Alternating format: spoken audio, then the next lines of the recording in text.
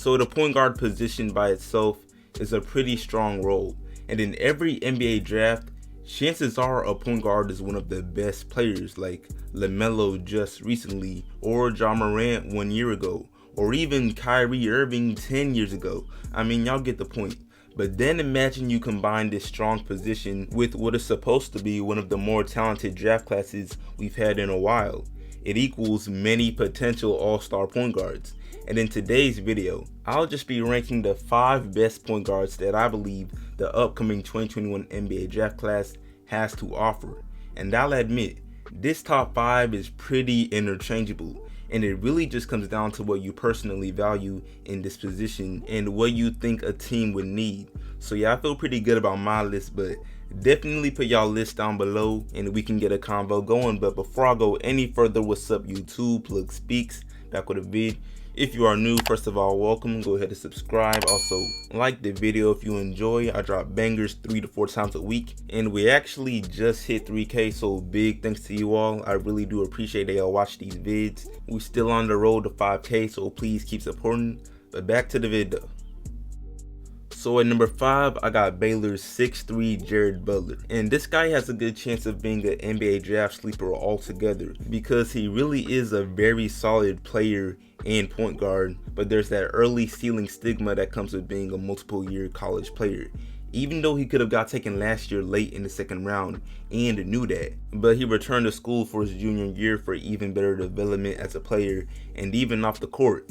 And that's exactly what he has done, because through 17 games, he's putting up 17 points, 5 assists, and 3 rebounds on very high efficiency at 49% from the field and 44% from 3. I mean, that's amazing, and we should all know how far perimeter shooting can take you in today's game. And it's even more impressive that he's doing this on a good team while having to share the ball with some other offensive threats, primarily Davion Mitchell.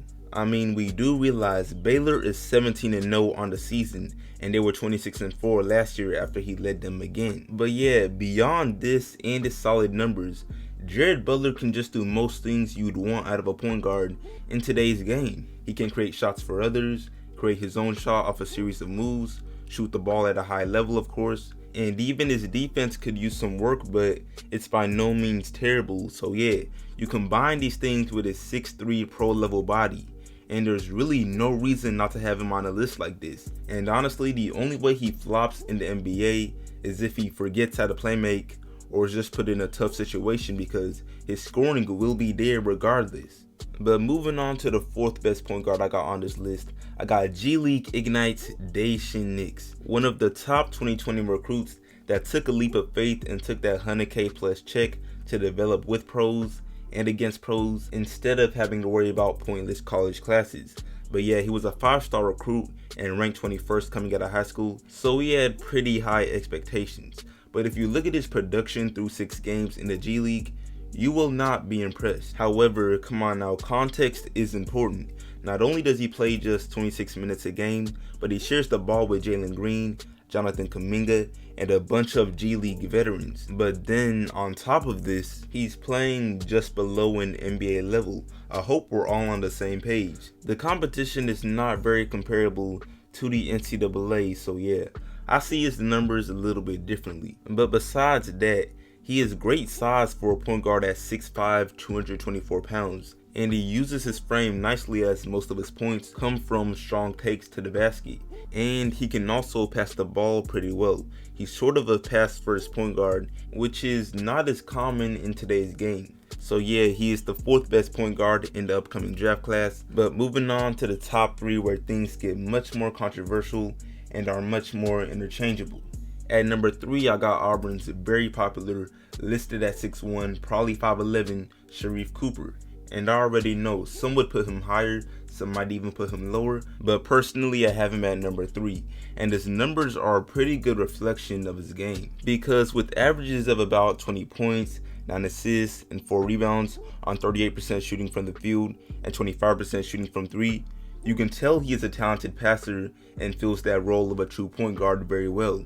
However, he lacks heavily in a very important part of today's game, which is shooting. And it will probably cost him to stay another year, even though ESPN has him going in the lottery. But I won't focus on this one weakness with Sharife because that would be an insult to the other things he does well. He is easily, and I mean easily, the most skilled and talented playmaker in the NCAA. He has a tight handle and his passes are different. He makes reads in transition and the half court that seem obvious after it happens, but before the play happens, it seems like it would be a risky pass.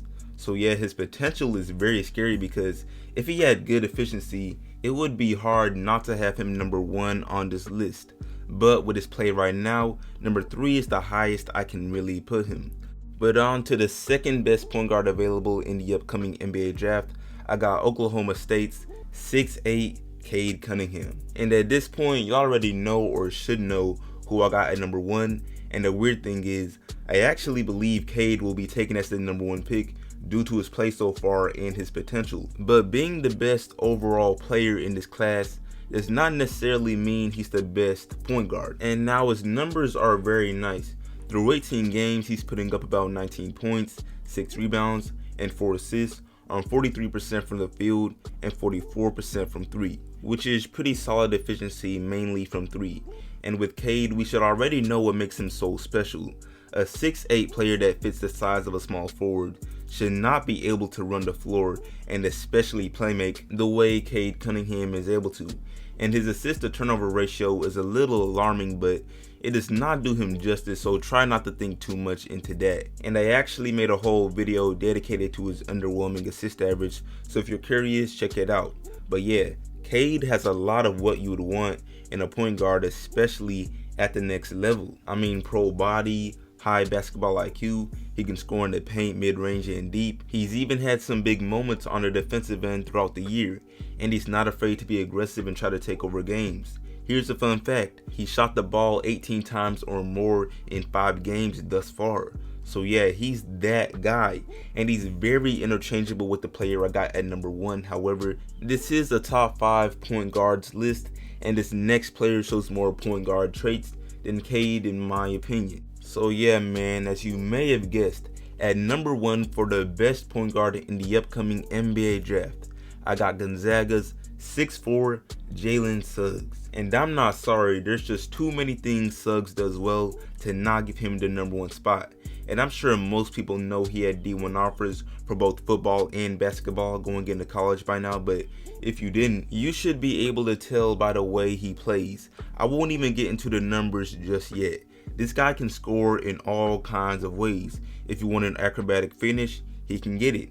An explosive drive to the layup or dunk, he can get it. The mid-range is there, and even his 3-point shot.